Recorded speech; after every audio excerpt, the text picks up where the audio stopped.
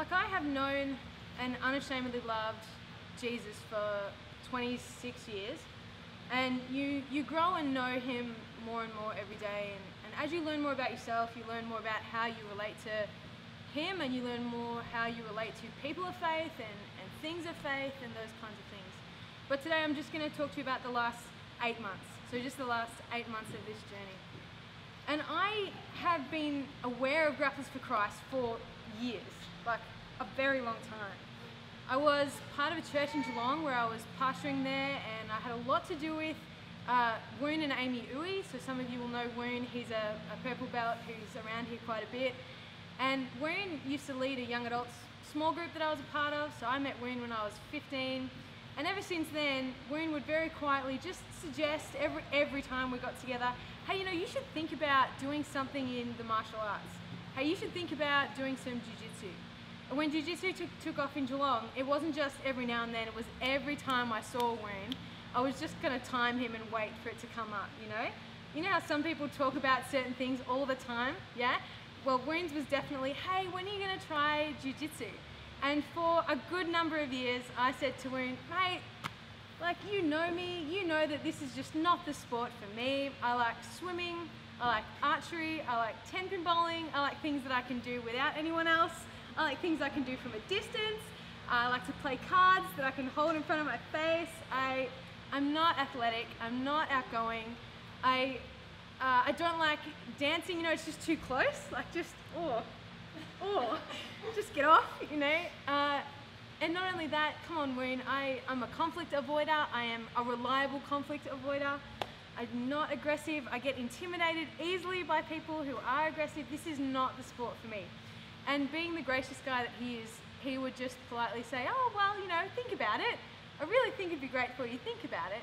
And every time I just, thinking that I was completely justified, told him why I didn't need it and why it wasn't going to be good for me and why it was probably not the best use of my time, considering I can be quite a busy person.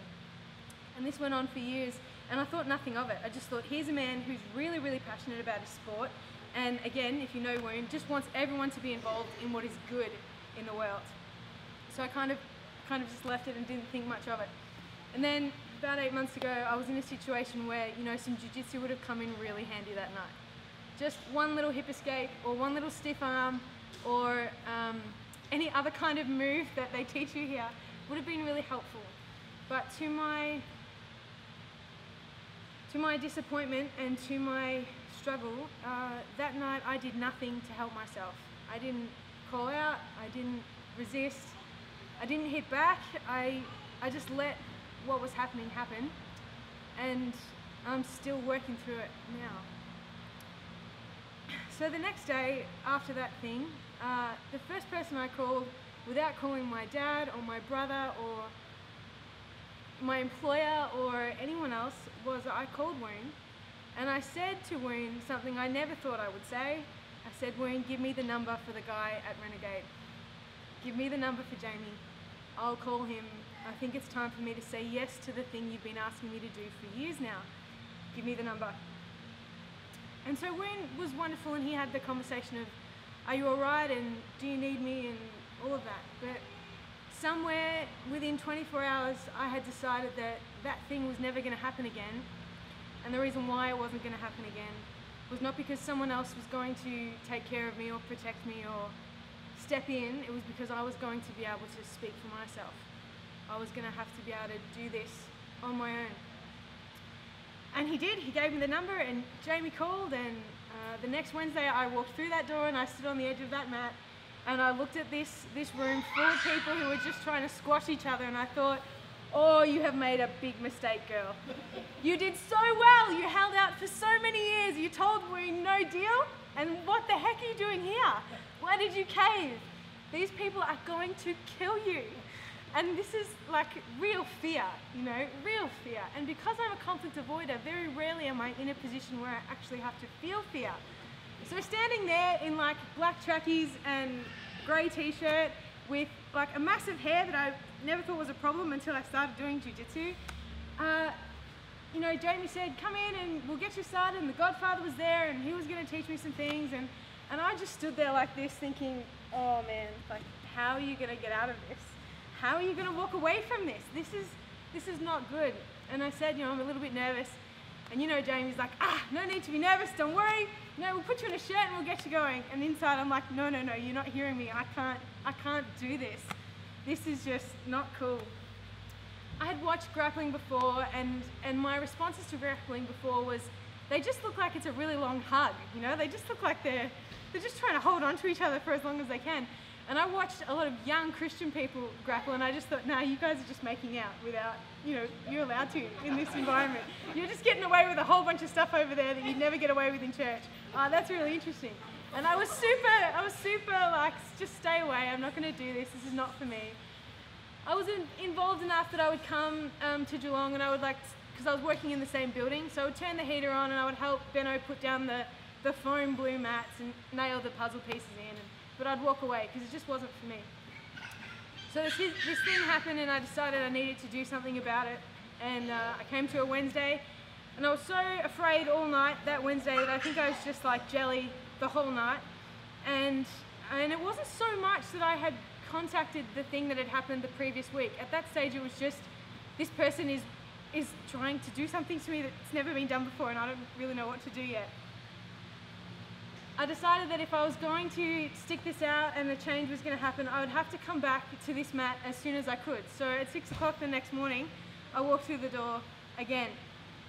And I met the 6 a.m. team, and I kind of belong to the 6 a.m. classes in this club, and they're a great group of guys. Definitely come and play with us. And this kind of was a repeated trend, and I started to try. And I've been here, and I'm not succeeding, but I'm not failing either. I'm trying. And I'm trying really hard. So I started these lessons on a Friday. Jamie and Harrison were my first people, and it was laughable, like super laughable, and they did so well not to laugh. The first time Harrison came towards me, I backed away so much that I just ended up on the carpet. And the poor boy had to come on, come back to the mat, come back to the mat. The first time Andrew in a 6 a.m. we started over there, and once I had a hip escape and like a butt scoot down, he just had to chase me all over the mat all morning. And looking at it now, it was comical. Like, it was funny, I really didn't want to engage. And I still really struggle to just get grips and hold on. I just want to run away all the time. So I figure there are 3 kinds of practitioners in our sport. I figure that the first kind is the guy or the girl who knows what they want, and they know where they want you to end up, and they're going to get there as fast as possible, whether you let them or not. They're going to move themselves, or they're going to move you, and they're going to get their submission, and there's no buts about it. The second person I have a lot more admiration for, because they play a defensive game and they just react to the other person's movements until they catch them in a transition, and then you realize it was their game the whole time. Yeah? And then there's the third kind of people, and they're like me, and we just want to run out the clock so that we don't have to hurt anybody or get hurt. We just want to run out the clock so that we don't have to be submitted or submit. And that's kind of where I'm at 8 months later. I'm a wimpy white belt. I'm great practice for any of you who are out there. But I'm really learning step by step, bit by bit. And I'm making small progress. But the more I do this, the more I realize how much Jiu-Jitsu and faith have in common. And the first thing is that Woon offered me Jiu-Jitsu for years. Every time I saw him, again and again and again and again. And I think we all agree that it's just good for us, It's just good for us. That's why we stick around.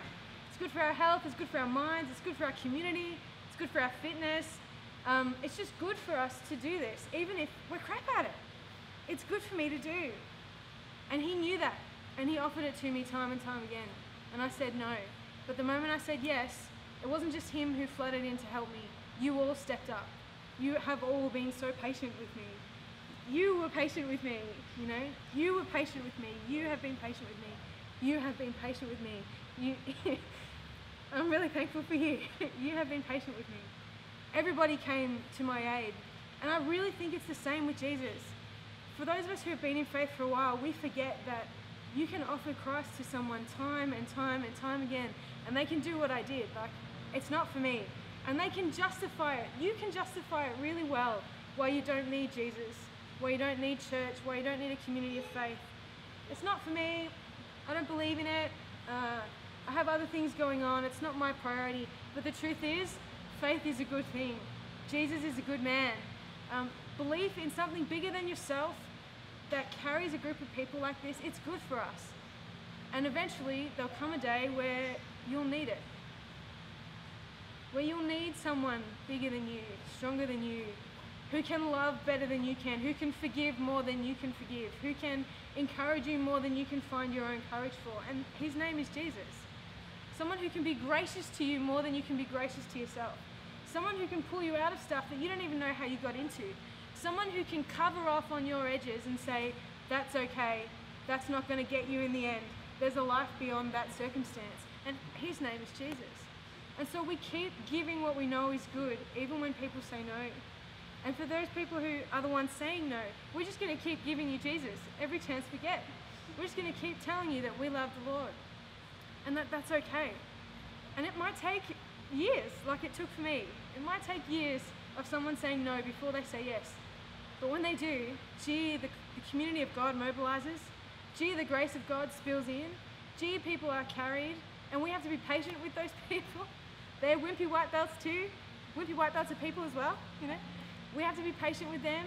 We have to love on them. We've got to find a way to help them see that this is not the end, that there is a bigger world out there than how they understand themselves, that when Jesus understands who they are, there's a whole nother way of living with others, a way of freedom and a way of hope that things will actually get better, that, you know, the next time I sit here and look at you and talk to you, I won't have this tremor in my voice. The next time we roll, maybe I'll actually get out from your side control. Maybe, just maybe, I'll get out. You know, the next time somebody comes at me, perhaps I won't take a step back. Perhaps I'll just stand still. Perhaps in a couple of years, I might even take a step forward. Who knows? Who knows? And if jiu-jitsu is like faith, then doing the same thing over and over and expecting a different result, that's not madness. That's not insanity. That's just growth. Doing the same thing over and over again, expecting a different result, there's nothing wrong with that. That's not madness. That's the way of growth. That's the way of faith. Anyone who's ever nailed the wall drill, or anyone who's ever nailed a takedown, anyone who's ever done anything that at the moment a bunch of us just can't even do, that's growth. Faith is the same. Praying every day, praying when you haven't prayed for months, starting again, giving church another go, standing up to sing just one more time, just one more prayer, just one more reading of the Bible, just one more scripture. It's not madness. That's the way of growth. That's the way of faith. That's what we do. Faith is living out what you believe. And I watch you grapplers do this all the time. You put your hand there, you put your hip there, and you believe that the other person will move, or that you will find a dominant position, and you do, because you live out what you know to be true. People who love God, people who love grapplers for Christ, we're the same. We're just living out what we know to be true. And we call that faith. We call that faith. And it doesn't mean that it's not incredibly awkward. You know, it really didn't take long for all of you to see that I was dealing with something that wasn't just needing a sport. It didn't take long. You know, I think the first time was in a morning class with a guy called Adam, and Adam is all legs. Like, body triangle with Adam is really painful. Adam, sorry Adam, if you're watching, I didn't tell you I was going to say this. Adam caught me one time, and it was the first time I'd had this reaction. Everything got dark, and it was very fast, and then he had me, and I forgot to tap, because I didn't know what was happening. And something that was sitting here, all my pain and all my anxiety and all of my fear, moved from here to here, and then it spilled out my eyes. And I couldn't calm down. You know, I had what I'm calling a reaction. And poor Adam was very quick to like pat me down and did I break anything and are you okay? And I was there trying to say to him, it's not you, it's me, like I'm just gonna have to cry this out. And I think, you know, there was a Wednesday night where Brian and Mick had to literally nurse me through one of these. And I've had about 8 of them, about one every 4 weeks. But that's just me learning. That's just me growing. And your relationship with Jesus is exactly the same. Some days it's on and it's great. And you're like, I put my hand here, I put my leg here and he's going over. Some days it's not. Sometimes it's just face down and a hard grind. But you come back after that. When you have a hiccup in faith, you don't stop and give up. Yeah, maybe you sit out for a little while. Maybe you don't come back and roll every time. But you definitely walk through the door again and say, I'm here. You know, with God, every time, I'm here. In fact, I'm still here. I'm still here. I'm coming back. I'm trying again. I'm going to make sense of this. I'm going to ask that question. I'm going to seek that answer. I'm going to hold on. And you'll find that God is a player who gets grips and doesn't let go. God is a God who gets grips, and you can put him in any position you like, but he won't let go. And God is a God that even when you tap out to, he will hold on to you. God is a God that even when you don't want to engage him, he will chase you all over the mat until you let him engage you. He will wait. He will wait patiently on the mat the way people wait patiently for me just to step on and give it a go. He will wait patiently for you in the morning when you walk in tired and he knows you can't do what you're here to do. That's okay with God. God can handle that. God just wants you to know that he's here too. He's here too. Every time. He's here too. The Bible talks to us a lot about this.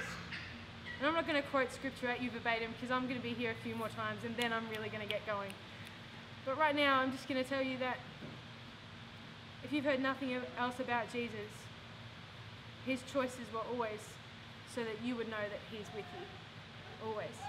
In the same way that we make choices about our training, what we'll eat and what we'll wear and how often we'll train and how hard we'll run and how hard we'll roll and who will tell if we're coming to training and who we won't tell if we're skipping a session. All of God's choices revolve around you knowing that he's with you, that he's here with you, that he will be with you step for step, roll for roll, move for move, attempt for attempt, stripe for stripe, belt for belt. God will be with you.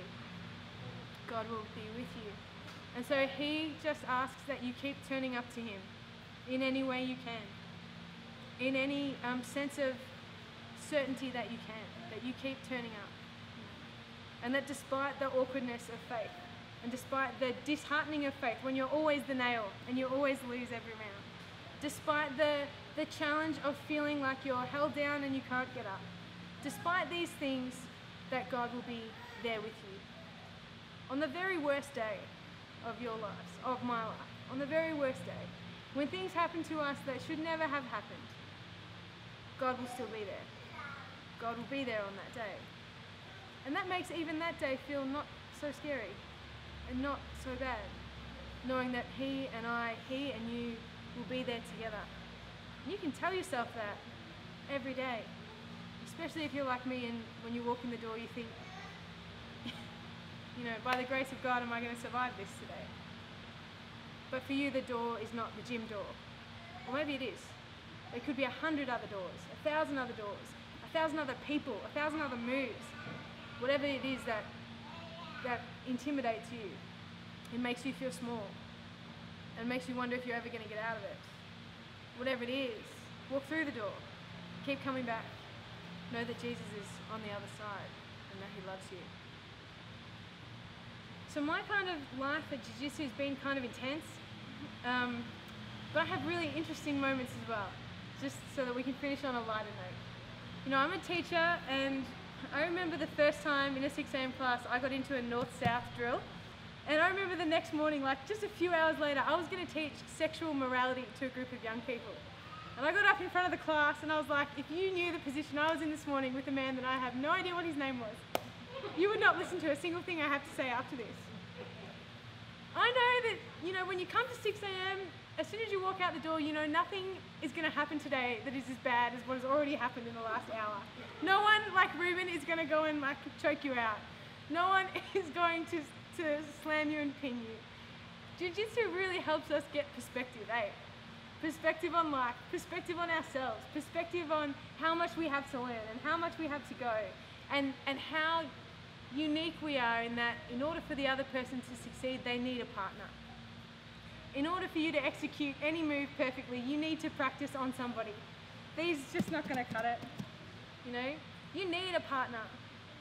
And that's why we call faith sometimes grappling with God, because He's the partner.